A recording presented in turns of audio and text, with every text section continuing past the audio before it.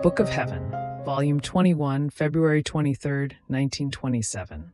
How the living in the divine will is to form a surprise visit to Jesus. I felt my poor heart under a press, so very hard, because of the privation of my sweet Jesus. Oh, how I moaned and agonized, and doing my usual round in the creation in order to follow the acts of his will in it, as I arrived in the sea, I called him and said to him, "My Jesus, come back. Your little daughter is calling you in the sea. I call you together with the vastness of these waters, with their murmuring. I call you in the darting of the fish. I call you with the power of your own will which extends within this sea. If you do not want to listen to my voice that calls you, listen to the many innocent voices being unleashed from this sea which are calling you. Oh, please, don't make me struggle any longer, for I can take no more."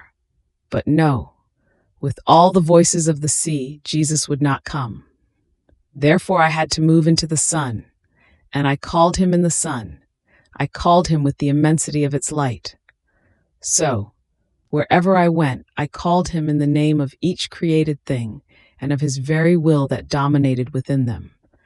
Then, as I arrived under the azure vault of the heavens, I said to him, "Here, O Jesus, I am bringing you all your works. Don't you hear the voice of all the heavens, the innumerable voices of the stars that call you? They all want to surround you and make you a visit as their creator and father. And you, do you want to send us all back?" Now, while I was saying this, my sweet Jesus came out, and placing himself as though in the middle of all his works, told me, "My daughter, what a beautiful surprise you gave me today. You brought me all my works to visit me. I feel my glory, my happiness, being redoubled in seeing myself surrounded by all my works, which I recognize as many children of mine. Today you have acted like a son who loves his father very much, and who knows that he greatly enjoys when he sees himself surrounded and visited by all his children. This son calls them all. One by one he gathers them all together, brothers and sisters, and he goes to give his surprise to his father, who enjoys in seeing himself surrounded by all his children. Not one of them is missing. He recognizes all the members of his family. Oh, how he feels glorified by all his children.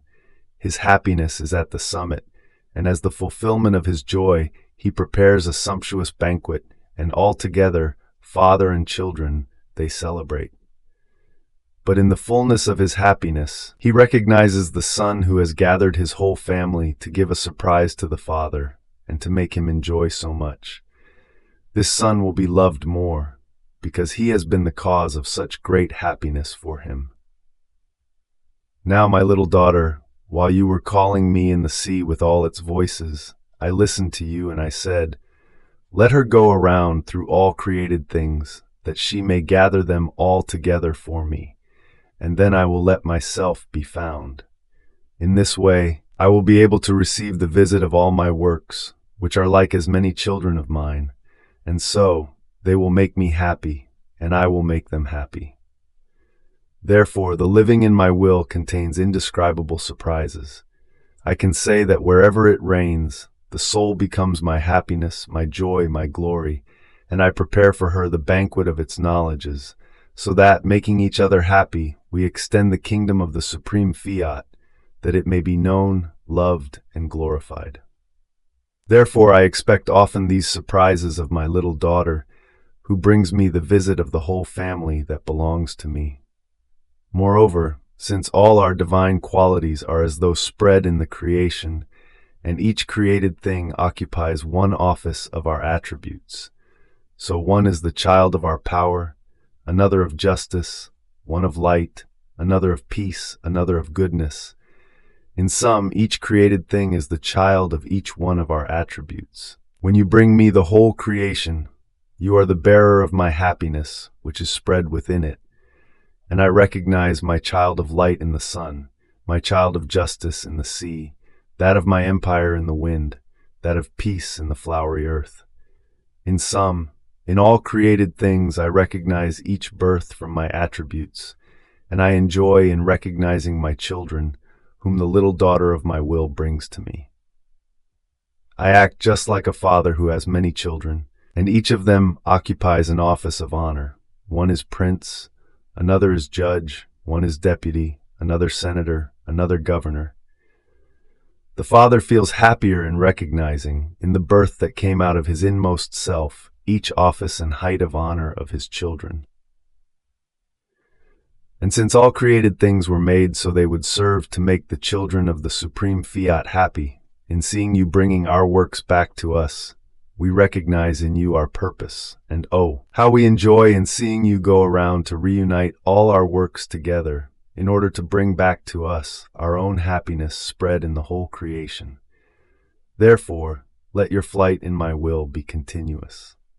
Then after this, having received Holy Communion, I was saying to my beloved Jesus, my love and my life, your will has the virtue of multiplying your life for as many beings as exist and will exist on earth. And I, in your will, want to form as many Jesuses in order to give the whole of you to each soul of purgatory, to each blessed of heaven, and to each being living on earth.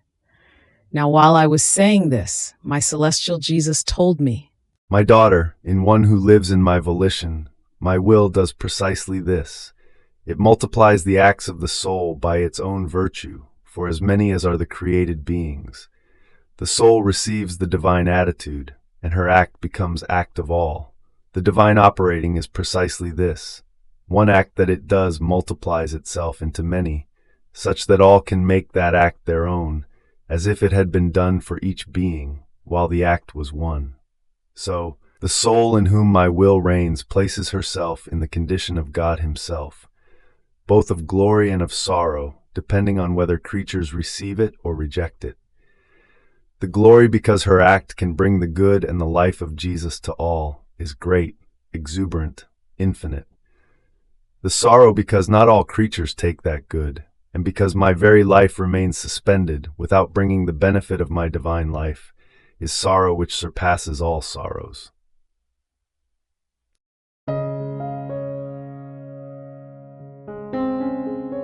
thank you for being a part of our community here at Divine Will app.